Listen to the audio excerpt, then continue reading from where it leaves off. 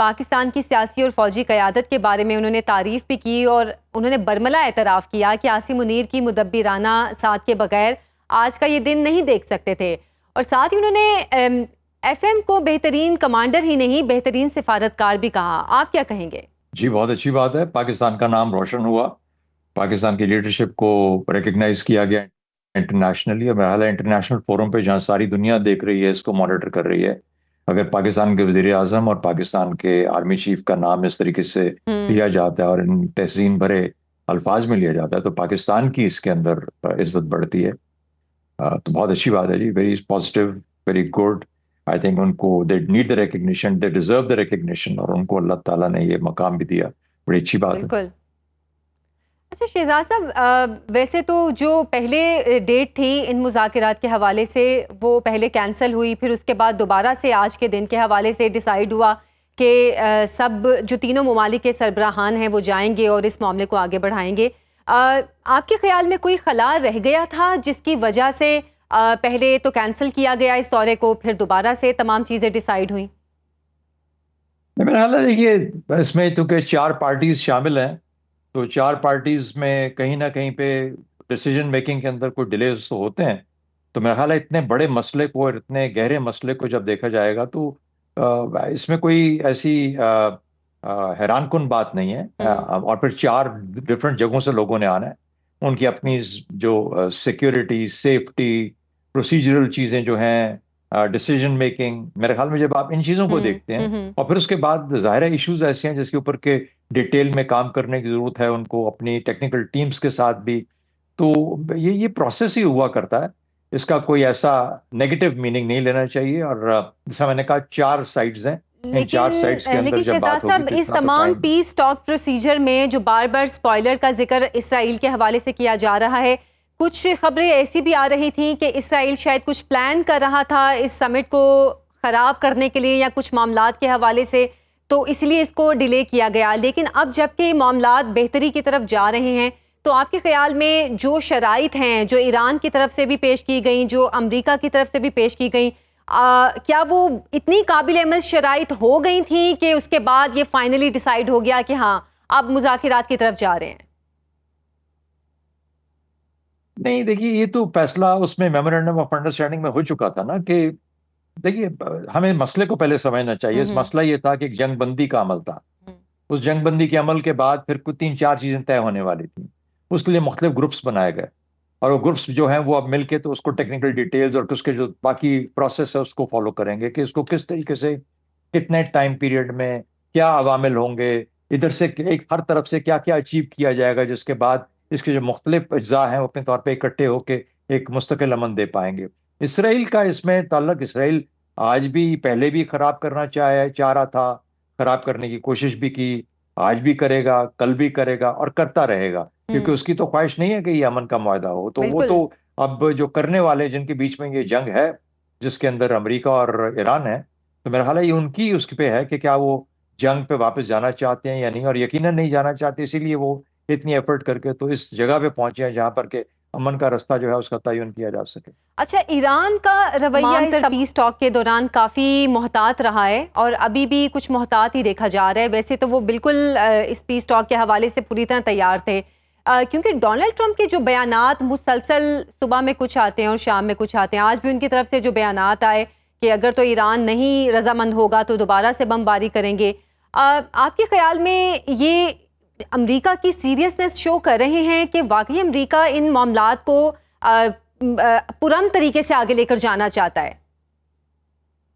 यही कुछ ईरान कहता है कि अगर हमें जंग में जाना पड़ा तो हम जाएंगे, यही बिल्कुल। अल्फाज वो दोहराते हैं। IRGC के जो स्पोक्स पर्सन है वो भी यही बात करते हैं जो कि ट्रंप करते हैं वहां पे बैठ के। फर्क सिर्फ ये है कि यहाँ पे IRGC का स्पोक्समैन ये बात करता है, वहां पर ट्रंप ट्वीट्स दर ट्वीट किए जाता है। और वहां पे बाकी भी जो लोग हैं वो भी ये बात करते हैं कि हाँ, अगर हम अमन में नहीं जाएंगे और हमें जंगी करनी पड़ गई तो कौन सा मुल्क है जो कहेगा कि अच्छा अगर अमन नहीं होगा तो हम जंग नहीं करेंगे। बिल्कुल। ना पाकिस्तान ऐसा कर सकता है, ना कोई और मुल्क ऐसा कर सकता है। अगर अमन नहीं है किसी दो मुल्कों के दरमियान में तो फिर उसका ऑल्टरनेट तो जंग ही होगा ना। तो वो तो अगर ऐसी बात ऐसी सूरत में की जा रही है तो मेरा ख्याल है कि उसको उसी हद तक ही रखना चाहिए। उसकी एक जरूर डोमेस्टिक कंजम्पशन है, लेकिन उसका ये मतलब नहीं है कि वो अगर अगर अगर वो अपने इस समन के बारे में सीरियस नहीं है तो इतनी एफर्ट क्यों कर रहे हैं? अगर इतना टाइम गुजरा है जिसके अंदर इतना कुछ और हो सकता था, यानी उसके बाद सीज फायर जंगबंदी की वायलेशंस हुई, ईरान के ऊपर हमले हुए, ईरान ने उनके ऊपर हमले किए, तो जंग उस वक्त भी शुरू हो सकती थी दोबारा। क्या माने था, क्या चीज रोक रही थी इनको जंग करने से? तो जाहिर है कि जंग नहीं करना चाहते, इसीलिए वो जंग की तरफ नहीं गए, क्योंकि हालांकि उसके बेशुमार ऑप्शन है। आप इसराइल की बात कर रही थी अभी, इसराइल भी यही चाहता है जंग हो। उसने बेशुमार ऐसे मौके पैदा किए जहां पर के जंग को दोबारा छेड़ा जा सके इन दोनों के बीच में, फिर भी जंग नहीं छेड़ी इन दोनों ने। तो इसमें कोई हाथ को रोक तो नहीं रख सकता था इन दोनों का। वो बिल्कुल। रुक जंग करना चाहते तो जा सकते थे। तो मेरा ख्याल है कि हमें इस बात पे अब यकीन कर लेना चाहिए कि दोनों अतराफ वाकई जंग नहीं चाहते। अच्छा, वैसे तो आज नेतन्याहू की तरफ से भी जो लेबनान में हमले किए जा रहे थे वो रोकने की बात की गई, लेकिन जिस तरह डोनाल्ड ट्रंप के बयानात आए कि अहमद अल शरा को इस्तेमाल किया जाए लेबनान के लिए, तो आपके ख्याल में कि अहमद अल शरा की जो एक तैयारी की गई थी, उन्हें जो इक़्तिदार में लाया गया, वो क्या इसी मकसद के लिए लाया गया? नहीं, मेरा नहीं ख्याल कि इस मकसद के लिए लाया गया। वो ये था कि जिस तरीके से देखिए, चार ऐसे या पांच समझ लीजिए, पांच मैं आपको मुल्क गिना देता हूँ या जगह गिना देता हूँ जहां पर के ख्याल ये किया जाता था कि ईरान का बहुत ज्यादा असर रसूख है जी जी। या उनके कंट्रोल में है। मिसाल के तौर पे यमन में हूटीज हैं, इधर गजा में हमास था, और फिर हिजबुल्लाह है लेबनान के अंदर, इराक था, और अब शाम था। तो इराक को तो उन्होंने बड़ी हद तक न्यूट्रलाइज कर दिया, वहां पे हमले हमले किए, वहां पर फोर्सेस छोड़ी। इस वक्त वहां पे ईरान के हक जो जो हक के में है फोर्सेस ऐसी भी मौजूद हैं इराक के अंदर, इसराइली भी मौजूद हैं, उनकी फोर्सेस भी हैं, जी जी। अमरीकियों की फोर्सेस तो है ही हैं, कुर्द भी हैं जो कि अमरीका के भी मामलात को सपोर्ट करते हैं, और साथ ही जो तुर्क कुर्द हैं उनकी भी मदद करते हैं। तो ये तो इराक का नक्शा हो गया। तो इसलिए उसको तो बड़ी हद तक न्यूट्रलाइज कर दिया, साथ शाम रह गया था। तो शाम से जो असर था रूस का, उसको खत्म करना था। और आपको पता है कि वहां पर जो हुकूमत थी वो बशर अल असद की, वो ईरान उसको सपोर्ट बहुत स्ट्रांगली करता था। जी। तो अहमद शर्रा साहब पहले से ही उनके खिलाफ एक जंग लेके चले हुए थे, एक इंटरनल इंसर्जेंसी वहां पे शामिल थी, उसको सपोर्ट किया होगा, तुर्की ने किया होगा, सिमिलरली अमेरिका ने किया होगा। तो ये खिचड़ी है जो मशरक़ वस्ता में रही है बहुत देर तक। क्या ये खत्म हो जाएगी? कहना मुश्किल है, क्योंकि डिपेंड करता है कि इनके जो निज़ाम अब बने हैं इन तमाम छोटी छोटी जंगों या स्कर्मिशेस या इंटरनल डिस्टर्बेंसेस के बाद, ये कितने देर बाद साबित करते हैं अपने आप को, किस हद तक ये लोग अपने अवाम की जरूरियात को पूरा कर पाते हैं। मैं इन दो बड़े मुल्कों की बात कर रहा हूँ, शाम की और सीरिया की। तो इसलिए नहीं कहा गया कि शाम के हवाले कर दिया जाए लेबनान को। मेरा नहीं ख्याल कि दैट इज अ पॉसिबिलिटी।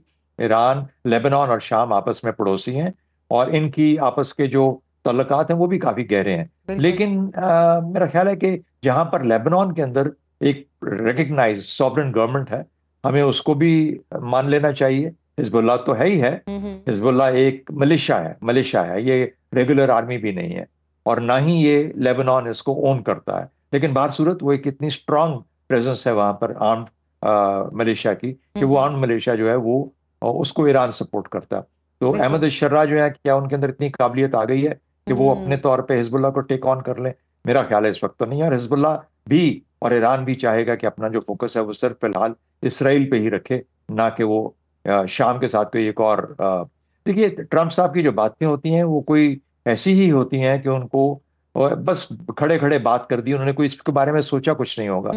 जब सोच के बैठने के लिए, काम करने के लिए बैठेंगे, तो एहसास होगा कि क्या ये मुमकिन है या नहीं मुमकिन, या इसके फायदे हैं या नुकसानात ज्यादा है, वो फिर बाद की बात है। तो ट्रंप साहब की शख्सियत का पहलू है, जिससे पेशतर के हम उसके ऊपर कोई नतीजे अखज़ कर पाए उनकी बात से। बिल्कुल ठीक है। अच्छा, कतर की मुज़ाकरात में मौजूदगी काफ़ी पॉजिटिव देखी जा रही है, और शायद इन मुज़ाकरात या इस पीस डील के हवाले से ज़्यादा इसको इम्पोर्टेंस भी इसलिए भी दी जा रही है कि कतर इसमें मौजूद है।